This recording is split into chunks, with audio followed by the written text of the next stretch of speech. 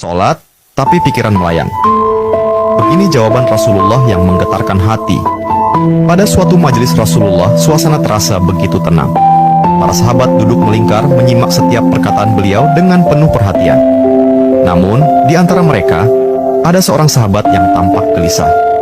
Jemarinya saling menggenggam, matanya menunduk, dan napasnya terasa berat. Setelah beberapa saat ragu, ia akhirnya mengangkat wajah dan berkata dengan suara lirih, "Wahai Rasulullah, aku ingin bertanya, tetapi aku khawatir pertanyaanku ini akan membuatku semakin malu di hadapan Allah." Rasulullah pun tersenyum lembut, menatapnya penuh kasih sayang.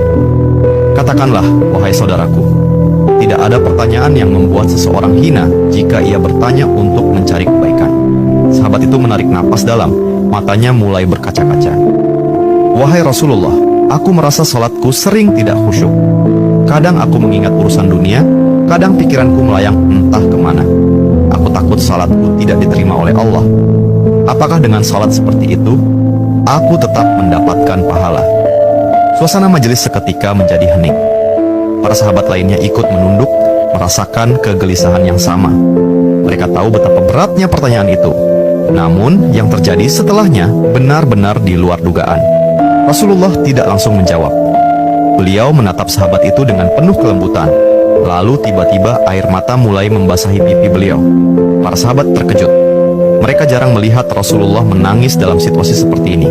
Dengan suara bergetar, beliau berkata, "Demi zat yang jiwaku berada di tangannya, sungguh setan tidak akan pernah berhenti berusaha mencuri bagian dari salat seorang hamba hingga ia teralihkan. Tetapi ketahuilah, Allah tetap melihat usahamu."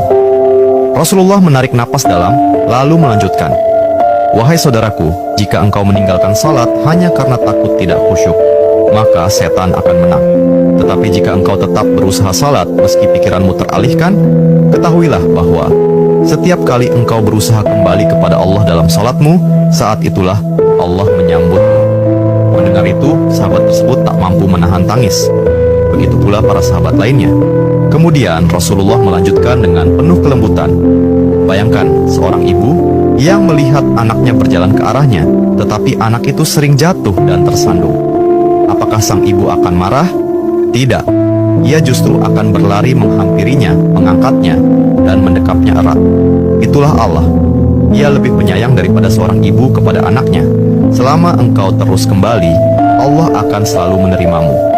Air mata mengalir di pipi sahabat itu. Kata-kata Rasulullah begitu menusuk hatinya.